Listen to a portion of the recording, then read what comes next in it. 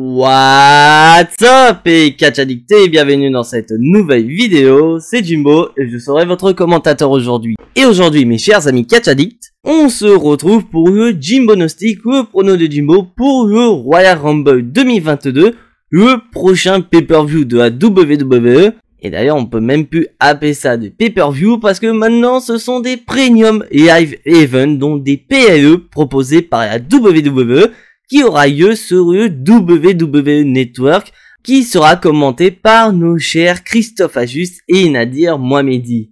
Et vous, qui va remporter le Royal Rumble 2022? On verra ça dans ce pronostic. Mais sur ce, trêve de blabla, let's go!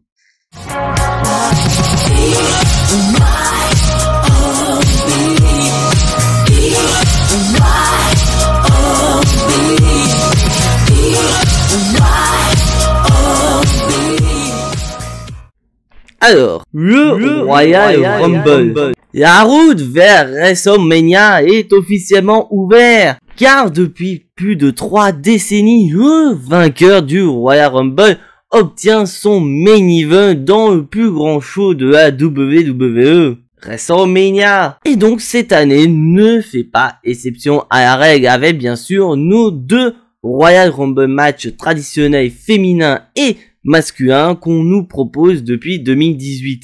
Mais c'est vrai que cette année, c'est un Royal Rumble plutôt particulier, parce qu'avec notamment les fameuses portes interdites qui ont déjà été franchies une fois par la WWE concernant le Royal Rumble féminin, et la question qu'on peut se poser, c'est est-ce que cette porte interdite va être franchie une deuxième fois par la WWE, mais cette fois-ci dans la division masculine? Faudra attendre samedi pour avoir cette réponse. Et donc pour le moment, nous avons donc nos deux traditionnels Royal Rumble matchs et 4 autres matchs qui sont annoncés. Donc on peut supposer que pour le kick-off, les Viking Raiders tenteront de prendre les titres tag team de SmackDown des mains des Usos. Mais bon, personnellement je n'y crois pas du tout parce que les Usos, voilà, c'est la meilleure équipe du moment.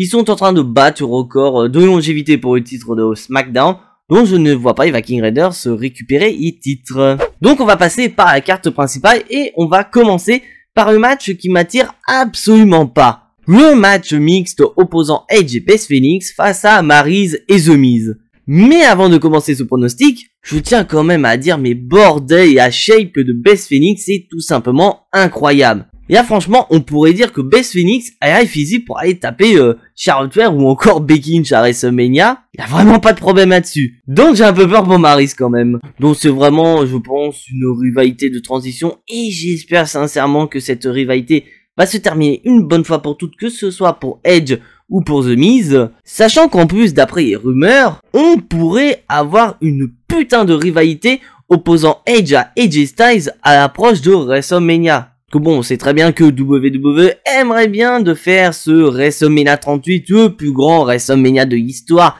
après le dernier qui a eu lieu dans l'état du Texas qui était WrestleMania 32. Donc un Edge contre AJ Styles à WrestleMania serait pas une mauvaise idée en fait. Donc dans mon pronostic, je pense que Edge et Beth Phoenix vont battre Miz et Maryse. Bon après je serais pas choqué que Miz ou Maryse tentent la fourberie pour venir à bout d'Edge et de Beth Phoenix. Mais franchement, ce match m'attend pas de la dinguerie. On va passer au deuxième match et c'est d'ailleurs le seul match féminin de la soirée. Donc bien sûr, je ne compte pas Rumble féminin. La championne Becky Lynch défend face à Doudrop. Bon déjà, pourquoi je suis pas trop intéressé par ce match? Bah déjà Doudrop a mal été construite du côté de Raw. Je tiens quand même à vous rappeler que Doudrop sort d'une rivalité contre Bianca Belair où elle a perdu les 3 matchs. Donc du jour au lendemain, elle perd face à Bianca Belair et là elle affronte Becky Lynch pour le titre au Royal Rumble. Ça prouve d'un côté que WWE vous avez un problème. Bon après d'un côté, bon on avait le choix entre Bianca Belair ou Liv Morgan qui étaient les 2 dernières challengeuses de Becky Lynch. Donc la WWE a voulu jouer la carte du renouveau, et je pense que c'est bien tenté. Mais bon, entre nous, est-ce que vous pensez que Doudrop va récupérer la ceinture de Becky Lynch? Moi, pas du tout. Et là, pour moi, Doudrop, là, c'est que de la viande fraîche pour Becky Lynch, parce que, quand même, à 2 mois de WrestleMania, je ne vois pas la WWE retirer le titre de Becky Lynch pour le donner à Doudrop. Sachant que vu ce qui se prépare pour Becky Lynch, ce serait un peu con qu'elle perde le titre féminin de Raw au Royal Rumble. Donc pour moi, je vais pronostiquer Becky Lynch toujours championne et aller à WrestleMania en tant que championne de Raw. Et maintenant, on va passer à nos 2 matchs de championnat du côté masculin et on va commencer avec le titre de la WWE. Donc nous avons d'un côté la bête incarnée Brock Lesnar accompagné de son cher avocat Paul Heyman va affronter son challenger le tout-puissant Bobby Lashley accompagné par MVP. Et franchement c'est un match que j'attends depuis des années, vous pouvez même pas imaginer. Parce que vous savez que Bobby Lashley depuis plusieurs années voulait affronter Brock Lesnar en 1 contre 1, notamment depuis son retour en 2018. Et d'un autre côté, on a un Brock Lesnar qui en a rien à cirer de Bobby Lashley et qui lui, il y a vraiment un seul catcheur en tête et c'est du côté de SmackDown, c'est Roman Reigns. Donc d'un côté, je suis assez content mais je suis assez mitigé pour ce match parce que déjà, faut bien penser à quelque chose, on n'aura pas de dinguerie durant ce match. Donc quand je parle de dinguerie, c'est qu'on n'aura pas des manœuvres de voltigeurs, etc. Et là, ce sera vraiment de la puissance pure et dure. Mais quand même, je tiens à signaler que lors du dernier pay-per-view de la WWE Day One, on a quand même Bobby Lashley qui a donné du fil à retordre à Brock Lesnar. Parce que déjà, on avait vu que Bobby Lashley avait quand même fait passer Brock Lesnar à travers la barrière de sécurité.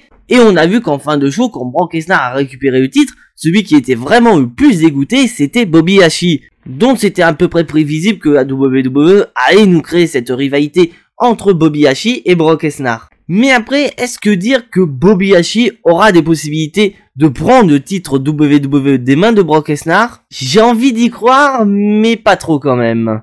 Parce que voilà, Brock Lesnar, ça reste quand même la bête incarnée. Personne n'a réussi à le battre depuis pas mal de temps, mis à part Roman Reigns. Donc ce serait un peu bizarre que Bobby Lashley vienne à venir à bout de Brock Lesnar. Mais d'un autre côté, quand on voit la situation de la WWE, on voit très bien que il y aura forcément un des 2 champions qui va perdre son titre de champion du monde lors du Royal Rumble. Que sinon, à quoi ça sert de mettre un Royal Rumble match si derrière, le vainqueur peut même pas aller affronter le champion universel ou le champion de la WWE à WrestleMania?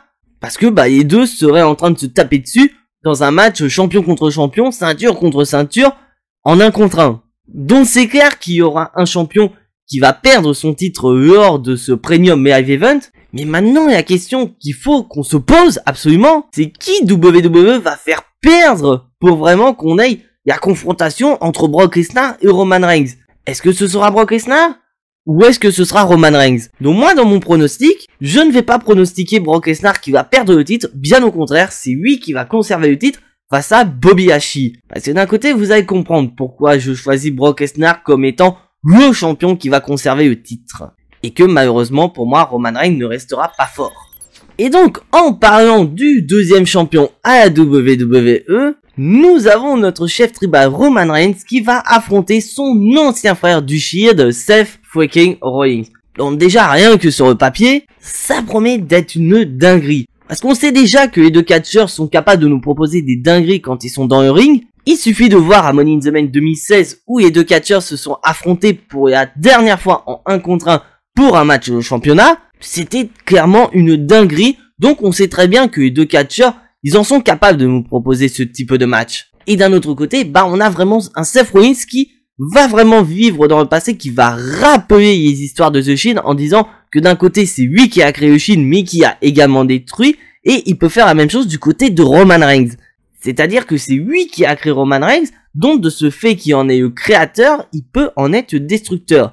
Et d'un autre côté, on a un Roman Reigns qui est intouchable, qui a battu le record de longévité pour le titre de champion universel qui était détenu par Brock Lesnar. Donc c'est vrai qu'on n'a pas trop envie de voir Roman Reigns perdre le titre maintenant, qui emmène le titre à WrestleMania. Mais comme je l'ai dit dans le pronostic précédent, là on a vraiment WWE qui est vraiment dans la merde de se dire putain, quel champion je vais faire perdre? Parce que certes on a Roman Reigns du côté de SmackDown, mais on a du côté Brock Lesnar du côté de Raw qui soutiennent à eux deux et à WWE.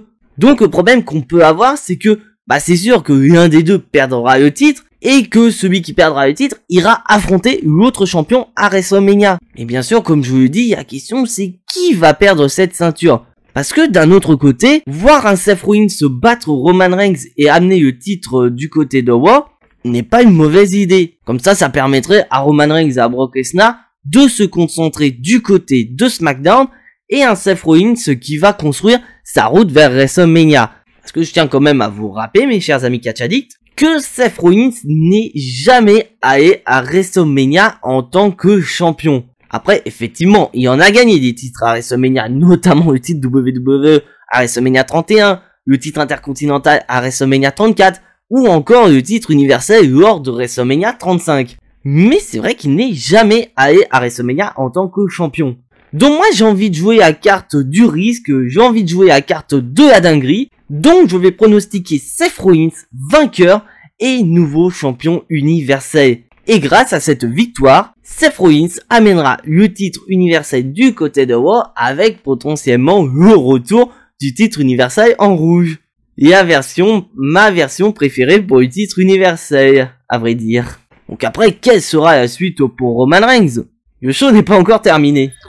Et donc là, maintenant, on va passer à nos deux main events de la soirée. Et bien sûr, je suis hyper galant. Donc on va commencer par les dames. Et donc c'est quand même un Royal Rumble qui a quand même bien démarré. Parce qu'en effet, lors d'un épisode de SmackDown, on a quand même Charlotte Flair, notre championne de SmackDown, qui a annoncé la plupart des participants pour ce Royal Rumble, dont elle principalement. Donc déjà, nous avons Charlotte Flair qui est dans le Royal Rumble match. Et je vous dis direct, je ne vois pas Charlotte Flair remporter le Royal Rumble. Donc pour moi, la présence de Charlotte Flair dans le Royal Rumble me rappelle un certain Brock Lesnar en 2020. Parce que là, on voit très clairement que WWE est un petit peu dans la merde pour Charlotte Flair. Parce qu'en effet, du côté de SmackDown, il n'y a pas de star power du côté féminin.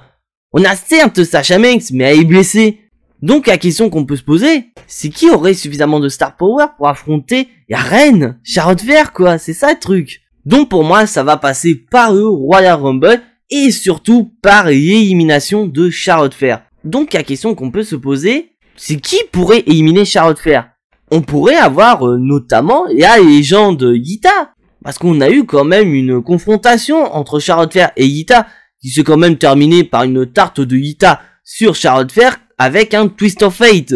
Donc on pourrait peut-être avoir pourquoi pas Yuta qui pourrait éliminer Charlotte Flair et construire ainsi sa route vers WrestleMania contre Charlotte Flair. Sachant qu'en plus Charlotte Flair a déjà affronté Trish Stratus il y a de cela quelques années. Donc elle pourrait continuer cette série en affrontant voilà la deuxième meilleure catcheuse de l'histoire de la WWE selon moi, Yuta. Mais après on peut avoir un retour surprise du côté du Royal Rumble. Et en parlant de retour, il y a un des noms qui est cité assez régulièrement du côté du Royal Rumble, c'est ni plus ni moins que Asuka. Donc Asuka pourrait très bien arriver au Royal Rumble et éliminer Charlotte Flair. Donc l'idée ne serait pas du tout mauvaise, bien au contraire. Parce qu'on pourrait avoir le retour donc d'une Asuka qui est mieux respectée sur ce coup-là par la WWE et qui pourrait ressortir leur ancienne rivalité à WrestleMania 38 datant de WrestleMania 34 avec le fait que Charlotte Flair a été la première à avoir battu Asuka à la WWE. Donc cela entraînerait une confrontation entre Asuka et Charlotte Flair pour le titre féminin de SmackDown. Mais bon, là on n'est pas là pour parler de Charlotte Flair, on est quand même là pour parler de la gagnante du Royal Rumble. Bon, bien sûr, en plus de Yuta ou encore Charlotte Flair qui sont mis dans le Royal Rumble match, on a eu d'autres noms qui ont été annoncés pour ce Rumble féminin. Bon, bien sûr, d'autres légendes comme notamment Michelle McCool, la femme de Undertaker, qui d'ailleurs sera présent au Royal Rumble. Donc est-ce qu'il va y participer ou il va juste soutenir sa femme? On verra ça lors du show. On a également les Bea Twins ou encore Summer Rae qui est annoncé comme légende par la WWE. Je ne vais pas revenir sur ce gag, mais c'est surtout la présence de Mickie James. Parce que je tiens à vous rappeler que Mickie James est avant tout championne du côté d'Impact Wrestling. Donc c'est-à-dire que WWE a franchi cette fameuse porte interdite pour ce Rumble féminin. Et donc on peut se demander qui sera l'élu cette année. Donc pour moi personnellement, il y a quelques noms qui ressortent et qui pourraient être potentiellement la gagnante du Royal Rumble.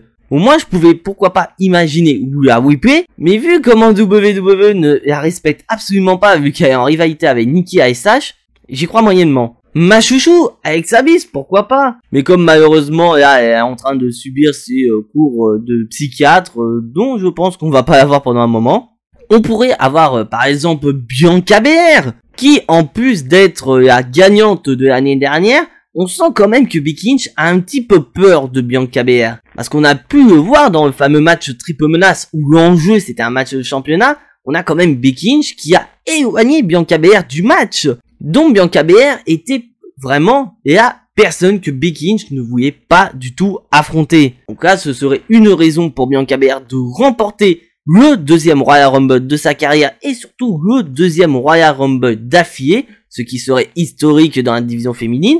Et Becky Lynch, elle n'aura plus le choix d'aller affronter Bianca Belair à WrestleMania. Ou vraiment, mon ultime choix à l'heure actuelle, ce serait Liv Morgan. On sent quand même que WWE veut nous positionner Liv Morgan comme étant la top babyface avec vraiment le soutien du public derrière elle, qui pourrait remporter le Royal Rumble et aller affronter Becky Lynch à WrestleMania et avoir son WrestleMania moment. Donc à l'heure actuelle, pour moi, Liv Morgan est le meilleur choix par la WWE. Mais c'est pas mon choix définitif, car en effet, je vous rappelle qu'il y a d'autres places disponibles pour ce Royal Rumble féminin. Donc ce qui veut dire qu'on peut avoir d'autres retours. Et donc en plus d'Asuka qui fait partie des noms les plus cités pour un retour au Royal Rumble, il y en a un autre nom qui fait mais vraiment un boom depuis plus d'une semaine du côté des médias américains, et ce nom est Ronda Rousey. Et c'est vrai que ça paraissait logique, parce qu'on sent déjà que WWE fait pression autour de Ronda Rousey pour la faire revenir, parce que bien sûr Ronda Rousey on ne l'a plus revue depuis sa perte du titre à WrestleMania 35, et que comme je l'ai dit précédemment, la WWE veut vraiment faire en sorte que l'édition de WrestleMania au Texas soit le meilleur possible. Donc WWE veut se donner toutes les cartes en main pour réussir ce pari. Et donc ce pari commence potentiellement par un retour de Ronda Rousey lors du Royal Rumble et potentiellement le gagner. Et franchement, si elle le gagne, j'ai envie de voir ça. Sachant qu'une confrontation entre Ronda Rousey et Becky Lynch, on l'attend quand même depuis les Survivor Series 2018. Malheureusement, on n'a pas eu ça parce que Nia Jax a pointé le bout de son nez et a pété le nez également de Becky Lynch. On aurait pu avoir cette confrontation lors de WrestleMania 35, mais une certaine reine a pointé le bout de son nez, transformant ainsi ce match 1 contre 1 en match triple menace. Et donc avec la victoire de Ronda Rousey, on pourrait avoir enfin cette confrontation qu'on attend depuis de nombreuses années entre Becky Lynch et Ronda Rousey. Et surtout qu'il y aurait un passif entre les deux. Parce que je vous rappelle que c'est quand même Becky Lynch qui a pris le titre féminin de Raw à Ronda Rousey à WrestleMania 35. Donc Ronda Rousey pourrait être assez revanchard envers Becky Lynch et elle va vouloir récupérer le titre féminin de Raw, un titre d'ailleurs que Becky Lynch n'a jamais perdu depuis ce fameux WrestleMania 35 où elle est devenue championne de Raw. Donc vraiment, ce serait le meilleur choix et donc je pronostique Ronda Rousey gagnante de ce Royal Rumble 2022. Et vous, quelle est votre gagnante? Dites-moi dans les commentaires, je suis très curieux de connaître votre opinion. Et donc maintenant, on va passer au Royal Rumble masculin. Et franchement, j'ai envie d'appeler ça le Royal Rumble de la mi-card. Parce qu'en effet, je pense qu'on peut regarder les participants, il n'y a pas beaucoup de star power. Donc après, je suis d'accord avec vous, il y a quand même quelques noms qui ressortent, comme notamment l'ancien champion de la WWE Big E et Jay Styles, ou encore Randy Orton, qui est quand même un ancien double vainqueur du Royal Rumble. Sauf que le truc, c'est qu'on a un Randy Orton qui est occupé dans la division tag team avec Riddle, donc très clairement, ça fait pas de lui le favori dans ce Royal Rumble. Et c'est surtout la question qu'on peut se poser, c'est est-ce que WWE franchira la porte interdite une nouvelle fois, mais cette fois-ci dans la division masculine du Royal Rumble. Parce que c'est vrai, ce serait assez sympa de voir certains noms du côté de All Elite Wrestling pointer bout de son nez au Royal Rumble, notamment pourquoi pas MJF, ou encore Jon Moxley qui a quand même été cité lors du dernier épisode de SmackDown par son ancien frère Seth Rollins. Donc reste à voir. ou peut-être de la viande fraîche qui va être envoyée au Royal Rumble par Vince McMahon, c'est-à-dire des catcheurs de NXT 2.0. Parce qu'il y a notamment des noms comme un certain Whiter, je sais qu'il a changé de nom mais je m'en bats les couilles, ça restera Whiter sur la chaîne. Ou encore l'actuel champion NXT Bron Breakker qui pourrait pointer au bout de son nez au Royal Rumble. Peut-être un moyen de la part de la WWE de mettre NXT sous les feux du projecteur par l'intermédiaire du Royal Rumble. Parce qu'on sait qu'il y a des officiels qui n'aiment pas trop la nouvelle version d'NXT, donc un passage au Royal Rumble pourrait peut-être mettre un peu de lumière dans la part des ténèbres du NXT 2.0. Donc enfin bref. Donc pour moi, à l'heure actuelle, avec les noms qu'on a là, il y a quelques noms qui ressortent du Royal Rumble. Ou qui aurait notamment, pourquoi pas, l'ancien champion de la WWE, Big E, qui pourrait remporter le Royal Rumble et qui pourrait pointer une nouvelle fois le bout de son nez au main event et plus à WrestleMania.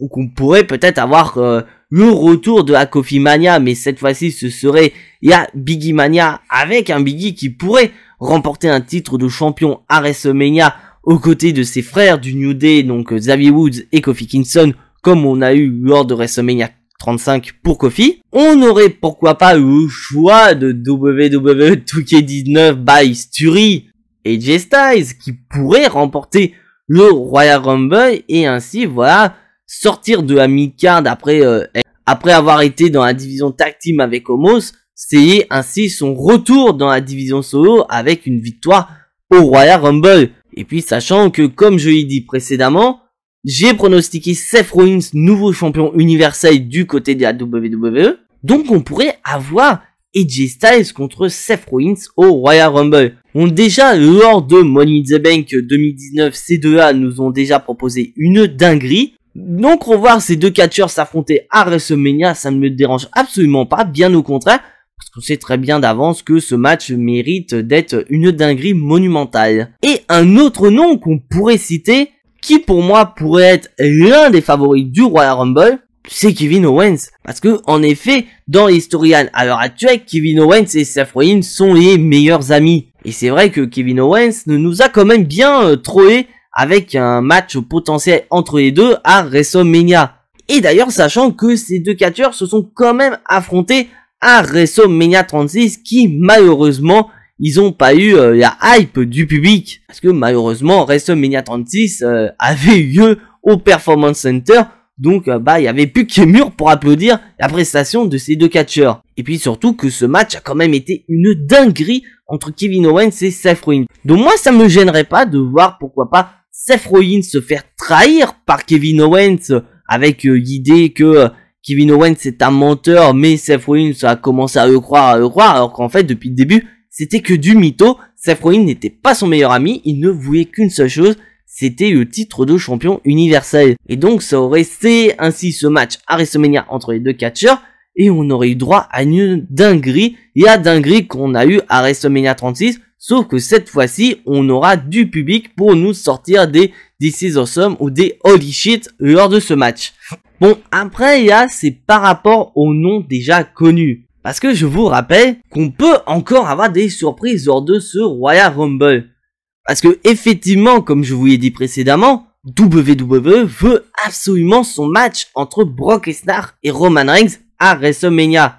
Donc, ce serait pas surprenant de voir l'un des deux catcheurs qui va perdre son titre intégrer le Royal Rumble pour potentiellement le gagner. Donc on pourrait avoir Brock Lesnar qui perd le titre de la WWE, qui va au Royal Rumble et qui pourrait le gagner. Ainsi en gagnant son deuxième Royal Rumble de sa carrière. Et surtout que Brock Lesnar obtiendra un nouveau record dans ce Royal Rumble. Car en effet il détiendra ainsi le record de la durée entre ces deux victoires du Royal Rumble. Car en effet, la première victoire de Brock Lesnar au Royal Rumble était en 2003, et que s'il venait à gagner l'édition de cette année, il y aura 19 ans d'écart entre ces deux victoires, ce qui serait assez historique. Et d'un autre côté, on pourrait avoir Roman Reigns qui perd contre Seth Rollins et irait dans le Royal Rumble. Et puis, tout comme Brock Lesnar, Roman Reigns pourrait remporter son deuxième Royal Rumble de sa carrière après avoir remporté l'édition de 2015. Mais franchement, j'ai pas envie de voir Roman Reigns ou Brock Lesnar remporter le Royal Rumble, parce que très clairement, c'est écrit ce match entre Brock Lesnar et Roman Reigns à WrestleMania. Donc d'un côté, on n'a pas besoin d'avoir rien des deux qui remporte le Royal Rumble. Sachant qu'en plus, par-dessus le marché, car en effet, il y a WWE nous a annoncé son prochain PAE qui aura lieu au mois de février. Et ce PAE n'est ni plus ni moins qu'Elimination Chamber. Mais un Elimination Chamber assez particulier. Parce que, en effet, cette édition d'Elimination Chamber n'aura pas lieu aux États-Unis, mais en Arabie Saoudite. Donc, on pourrait avoir déjà un Elimination Chamber match pour un match de championnat, pourquoi pas, mais également un Elimination Chamber match pour désigner un challenger pour WrestleMania. Donc, pourquoi faire amener Brock Lesnar ou Roman Reigns au Royal Rumble alors que d'autres catcheurs, eux, méritent. Donc, pour moi, mon choix personnel pour remporter le Royal Rumble n'est nul autre que Kevin Owens. Donc, vous pouvez m'allumer 2 pouces rouges, je m'en bats les couilles parce que c'est mon avis personnel. Donc, si vous avez un autre choix que Kevin Owens comme gagnant du Royal Rumble 2022, l'espace des commentaires est fait pour. N'hésitez pas à me donner votre gagnant du Royal Rumble. Donc voilà, c'est tout pour ce Jimbo Gnostic, le prono de Jimbo pour le Royal Rumble 2022. Si bien sûr tu n'es pas abonné à la chaîne, je t'invite à t'y abonner juste ici, activer la petite cloche pour être notifié des prochaines vidéos et surtout lâcher un maximum de pouces bleus qui font énormément plaisir à la chaîne. Et donc on se retrouve demain pour les résultats du dernier SmackDown avant le Royal Rumble et on se donne rendez-vous à minuit sur Twitch pour le live réaction du Royal Rumble. Mais en attendant, soyez tous très fiers d'être des catch addicts et n'oubliez pas que le catch c'est la vie, le catch c'est la meilleure chose qui soit, le catch vie. C'était Jimbo et à la prochaine.